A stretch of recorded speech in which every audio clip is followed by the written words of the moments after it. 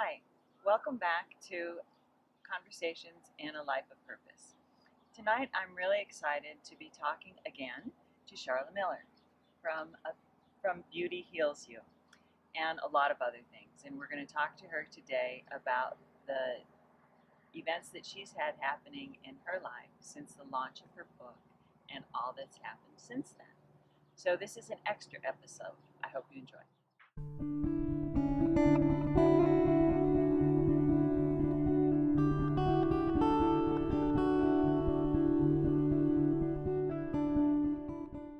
So I'd like to hear, I know a little bit about what's happened since the launch of your book. For example, I know that you're going to be speaking at a book event, at a really prominent event in San Francisco, and you've been doing quite a few.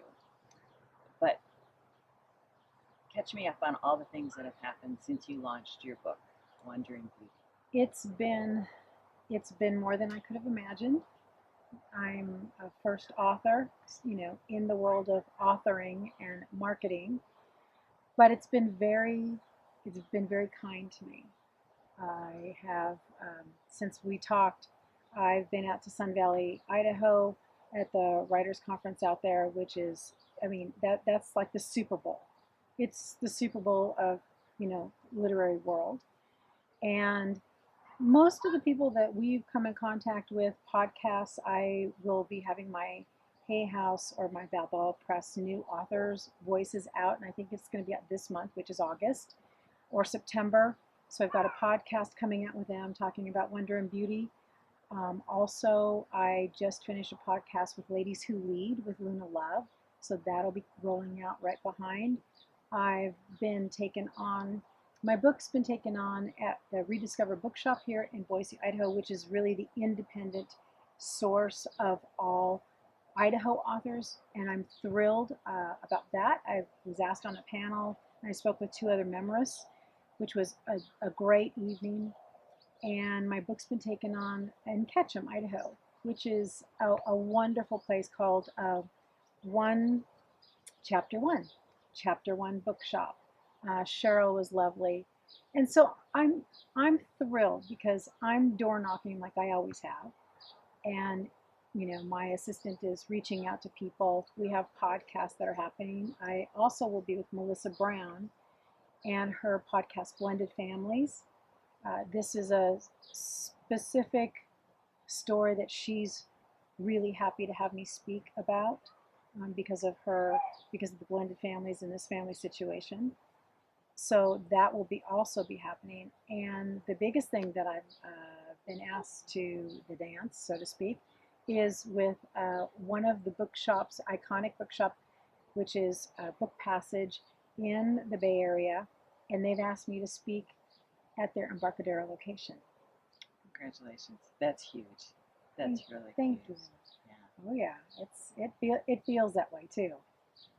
So I will be traveling back there next month, which is September.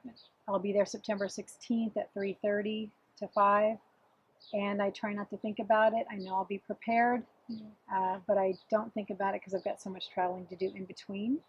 And I've been doing filming with your company and with you, and also back in San Francisco doing destination weddings and that sort of thing. So it's really amazing. We were talking earlier, what you ask for, be careful what you ask for, and I try to be careful what I'm asking for, but I feel like it's been graciously given to me on so many levels, and it's been really fun. It's been really fun because this is something that I never thought that I would be here talking about in real time. It was just always in sort of a fantasy time, but I'm so proud of the work that I've been able to put forth. My partner supports me, and that's a huge part of my home life, and being able to do something that really I was too afraid to do for so many years. And then my son's a part of this unfolding too, which is a drain.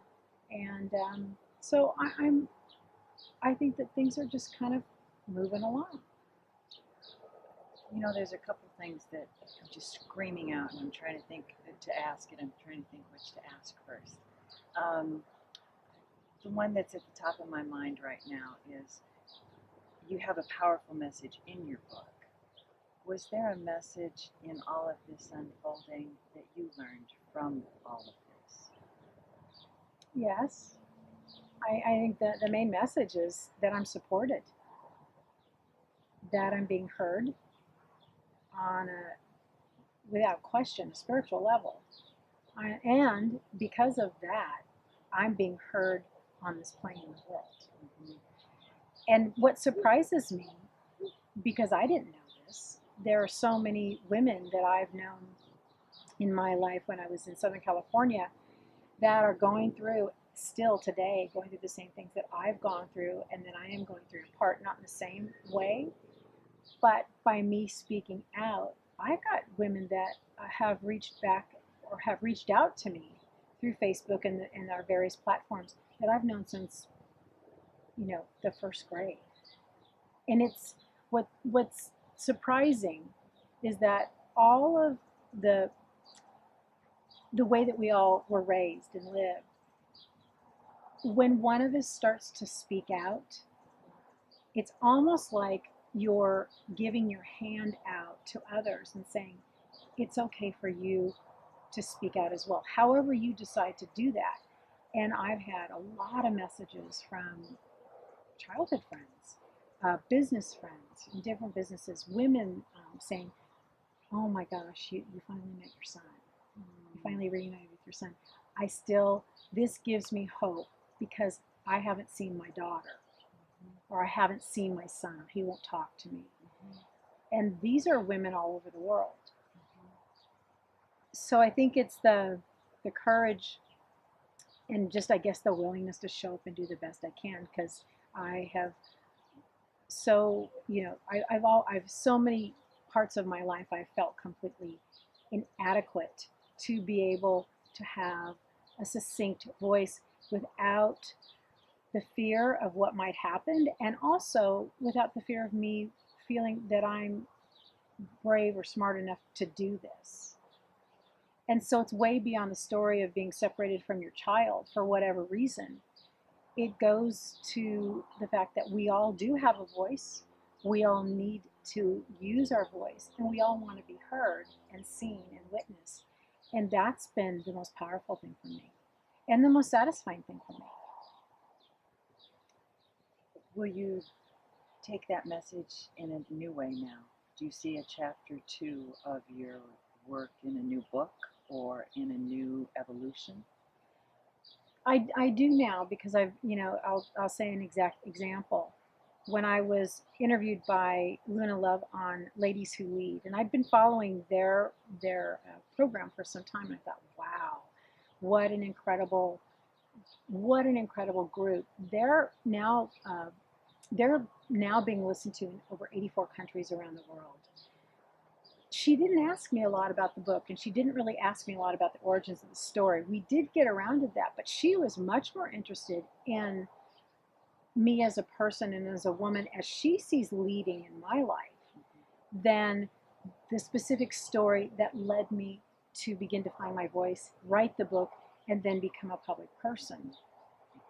And that made me think, okay, this isn't about the book, and this isn't about that story that defined me for so many years of my life. It's about who I am today.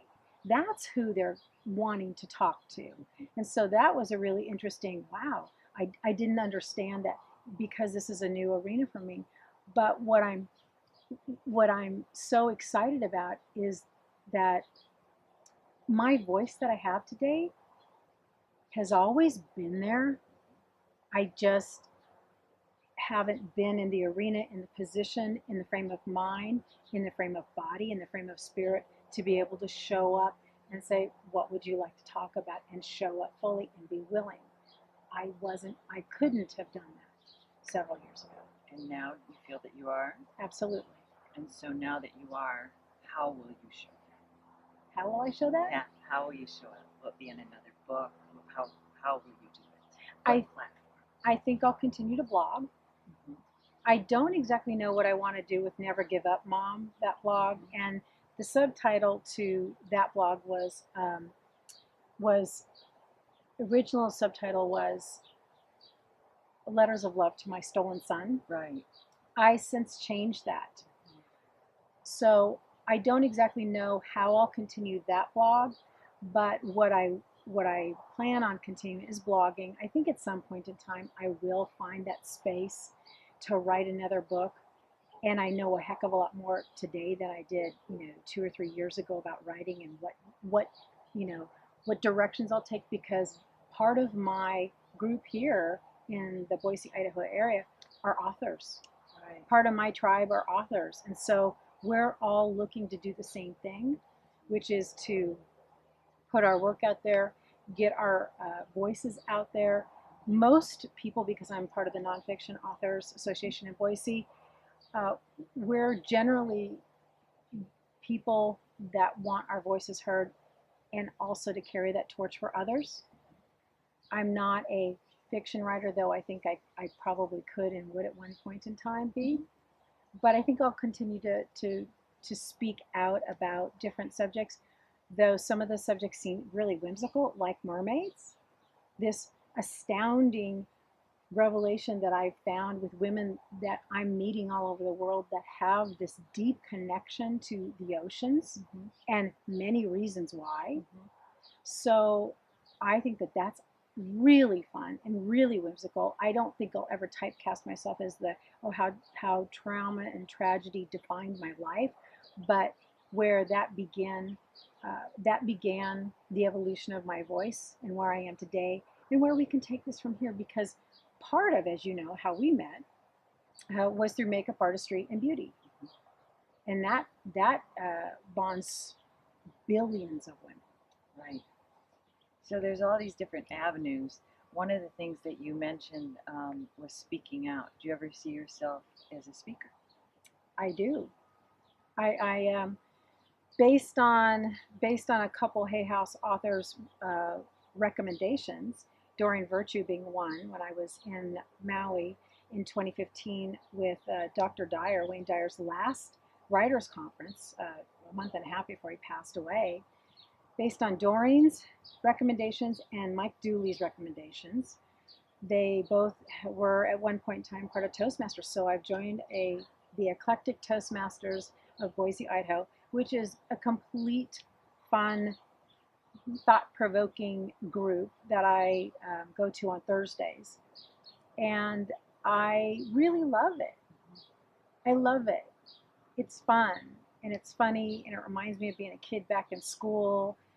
And so I'm learning a lot about, the timing and different things.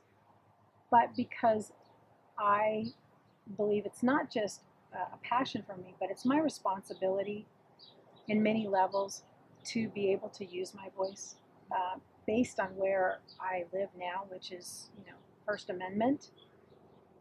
I think that generations behind me, my nieces, my sisters, want to see someone lead in the family and speak out in that way, because we haven't had that. So I feel that it's a bit of a responsibility for me to be able to do now, and I feel like it's something that I want to do. So Charla, I'm excited about all the things you have on the horizon. And I want to reserve the right to come back to your beautiful home, film outside again.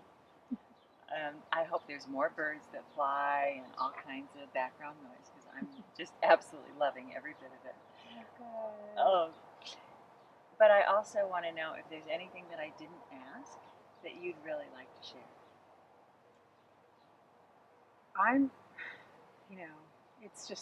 This is thrilling for me, and I appreciate you in ways that I can't even tell you right now. That you giving me the opportunity to have a platform with the work that you do. I mean, it's astounding. So thank you, and it's just been incredible. Thank you. Well, thank you all for watching, and stay tuned to Charla's next chapters in many ways. I'll have all the links to the podcast, her sightings, all over her readings, and definitely the upcoming book passages if you're watching this before that event in the show notes. So thanks again for watching. Thank you.